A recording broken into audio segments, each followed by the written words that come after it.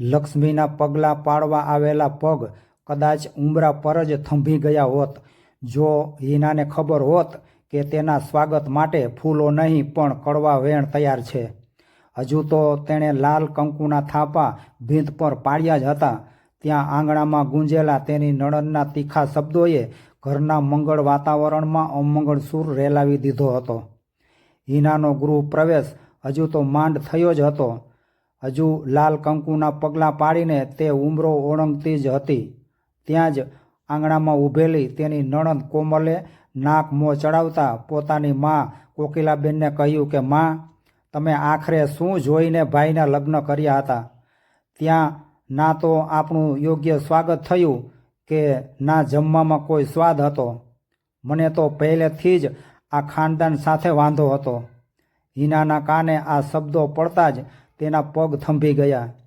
નવીન આશા અને અરમાનો સાથે સાસરે ડગલા માંડતી દીકરી માટે આનાથી વધુ કઠોર સ્વાગત બીજું શું હોઈ શકે? તેના પિતાએ પોતાની આખી જિંદગીની મૂડી આ લગ્નમાં ખર્ચી નાખી હતી. છતાં કોમલની અપેક્ષાઓ જાણે આકાશને અડતી હતી. હિનાના પતિ આલોકે આ સાંભળ્યું પણ તે મૌન રહ્યો. કદાચ મા અને બહેન સામે બોલવાની તેનામાં હિંમત નહોતી. દિવસો પસાર થવા લાગ્યા પણ ઘરનું વાતાવરણ હિના માટે ક્યારેય હળવું ન બન્યું.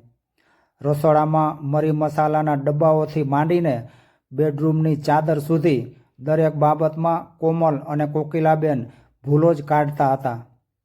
પિયરમાં તો બધું આવું જ હશે પણ અહીં અમારે ત્યાં રીતભાત અલગ છે એ વાક્ય હિના માટે રોજનું મેણું બની ગયું હતું. હિના બધું સહન કરતી એ આશામાં કે કદાચ સમય જતાં તેની મમતા અને સેવા બધાના દિલ જીતી લેશે. એક દિવસ ઘરમાં મોટો પ્રસંગ હતો. કોકિલાબેનના ભાઈ અને તેમનો પરિવાર જમવા આવવાનો હતો. એ વખતે કોમલે જાણી જોઈને બધી રસોઈની જવાબદારી હિના પર નાખી દીધી હતી અને પોતે તૈયાર થઈને બેસી ગઈ જાણે કોઈના લગ્નમાં જવાની હોય એમ. હિનાએ એકલે હાથે જ પરસેવો પાડીને ઉત્તમ પ્રકારની રસોઈ બનાવી. મહેમાનોએ જમ્યા પછી રસોઈના ખૂબ વખાણ કર્યા પણ કોમલથી આ સહન ન થયું. તેણે બધાની સામે કહ્યું કે આમાં શું નવાઈ છે?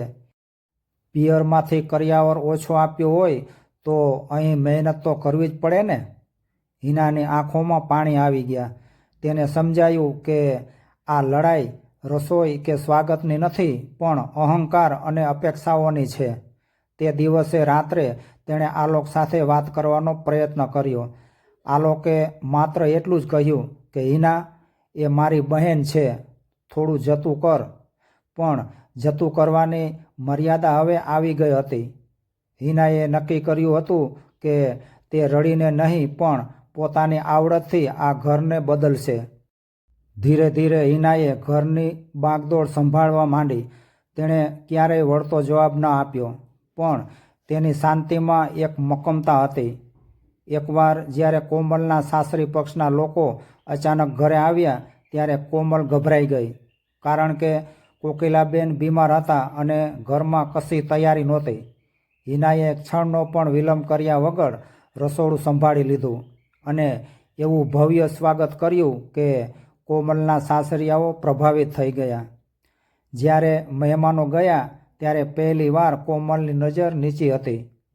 કોકિલાબેને પણ જોયું કે જે દીકરીના પિયરની તેઓ નિંદા કરતા હતા તે જ દીકરી આજે તેમના ઘરની આબરૂ બચાવી રહી હતી.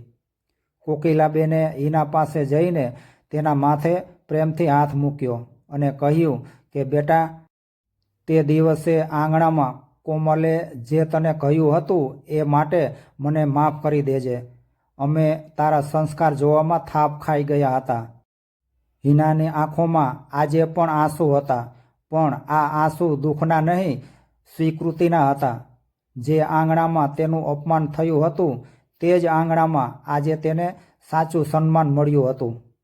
સંબંધોમાં સ્વાદ મસાલાથી નહીં પણ એકબીજા પ્રત્યેના આદરથી આવે છે. એ વાત આજે આખા પરિવારે સમજી લીધી હતી.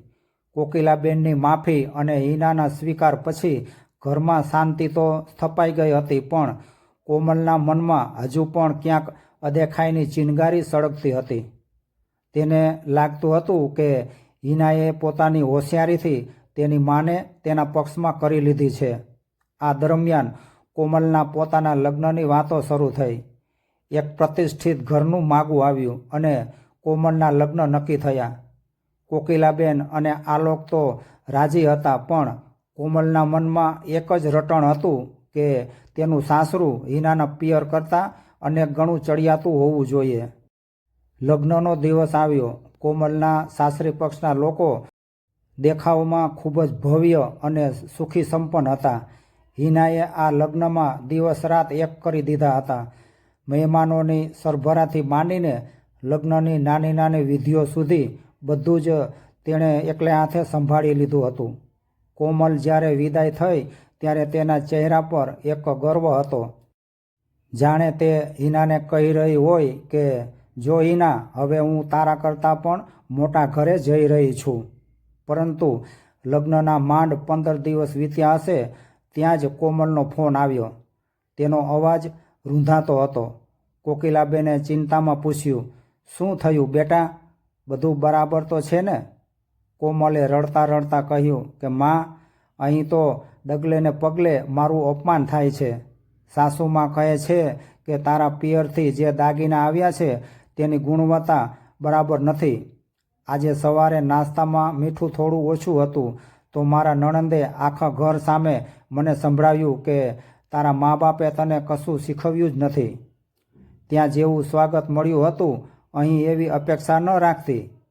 આ સાંભળીને કોકિલાબેન સ્તબ્ધ થઈ ગયા. તેમને એ દિવસ યાદ આવ્યો જ્યારે કોમલે હિના માટે પણ આવા જ શબ્દો કહ્યા હતા. કુદરતનો ન્યાય જાણે ચક્રાકારે પાછો ફર્યો હતો. કોમલની હાલત જોઈને કોકિલાબેન સાવ ભાંગી પડ્યા હતા, પણ હિનાએ તેને સંભાળી લીધા.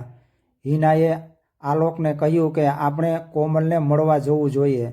ગમે તેમ હોય પણ એ આ ઘરની દીકરી છે. જ્યારે હિના અને આલોક કોમલના સાસરે પહોંચ્યા ત્યારે ત્યાંનું વાતાવરણ ખૂબ જ તંગ હતું. કોમલની સાસુએ હિના સામે જોતાં જ મોં બગાડ્યું અને કહ્યું કે તમે લોકો દીકરીને કાંઈ શીખવીને મોકલી છે કે નહીં? આને તો સાદું જમવાનું બનાવતા પણ નથી આવડતું. હિનાએ શાંતિથી સ્મિત કર્યું અને રસોડામાં જઈને કોમલની મદદ કરવા માંડી. તેણે રસોડાની એવી વ્યવસ્થા કરી અને એવી વાનગીઓ બનાવી કે કોમલના સાસરિયાઓ બોલતા જ બંધ થઈ ગયા. એકાંતમાં કોમલે હિનાનો હાથ પકડી લીધો અને ધ્રુસકે ધ્રુસકે રડી પડી. ભાભી, મને માફ કરી દો. તે દિવસે મેં મમ્મીને તમારા વિશે જે કહ્યું હતું એ બધું આજે મારી સાથે જ થઈ રહ્યું છે. મને આજે સમજાયું કે સામેવાળાના મનની સ્થિતિ શું હોય છે જ્યારે તેને પારકા ઘરે આવતાની સાથે જ મેણા ટોણા સાંભળવા પડે છે. તમે તો ખૂબ જ ધીરજ રાખી, પણ મારામાં એટલી ધીરજ રાખવાની શક્તિ નથી. હિનાએ કોમલના આંસુ લૂછ્યા અને કહ્યું કે કોમલ, સંબંધોને જીતવા માટે ક્યારેક હારવું પડે છે. તે દિવસે તે જે કહ્યું હતું એ હું ભૂલી ગઈ છું, પણ યાદ રાખજે કે સાસરું એ ઘર છે જ્યાં તારે તારી જગ્યા પ્રેમથી બનાવવી પડશે, અહંકારથી નહીં. હિનાએ કોમલની સાસુ સાથે પણ ખૂબ જ આદરપૂર્વક વાત કરી અને પરિસ્થિતિ થાળે પાડી. ઘેર પાછા ફરતી વખતે આલોકની આંખોમાં હિના માટે માન બેવડાઈ ગયું હતું. જે નણંદે તેનું અપમાન કર્યું હતું તેને જ માન અપાવવા માટે હિનાએ જે ઉદારતા બતાવી હતી તેનાથી તેણે સાબિત કરી દીધું હતું કે સંસ્કાર માત્ર ભૌતિક વસ્તુઓમાં નહીં પણ વ્યક્તિના વ્યવહારમાં હોય છે. કોકિલાબેન હવે ગર્વ લેતા હતા કે તેમના ઘરે આવેલી વહુ ખરેખર લક્ષ્મીનો અવતાર છે. કોમલના સાસરીમાં આવેલી આ સમજાવટ કાયમી નહોતી. હિનાના ગયા પછી થોડા દિવસ બધું સારું રહ્યું, પણ કોમલની સાસુ અને નણંદનો સ્વભાવ મૂળભૂત રીતે કઠોર હતો. તેઓ વાત વાતમાં કોમલને મેણા ટોણા મારતા હતા કે તારી ભાભી જેટલી તું ગુણવાન નથી. પરિસ્થિતિ એવી સર્જાઈ કે કોમલ હવે પોતાના જ ઘરમાં એકલી પડી ગઈ હતી. તે માનસિક રીતે ભાંગી પડી હતી.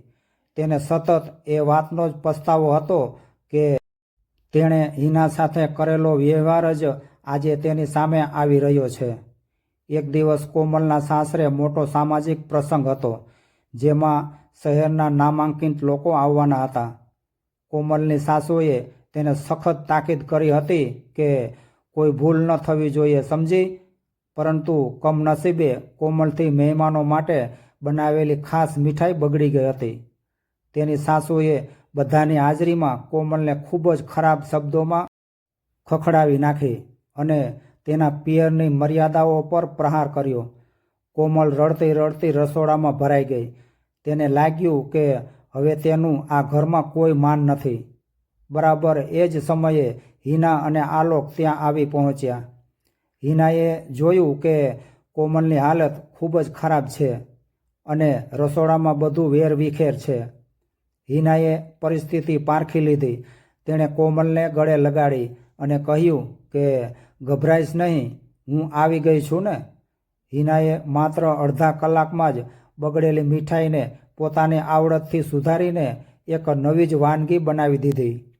મહેમાનોએ જ્યારે એ વાનગી ખાધી ત્યારે તેઓએ કોમલના સાસુના ખૂબ જ વખાણ કર્યા કે તમારી વહુ તો બહુ હોશિયાર છે.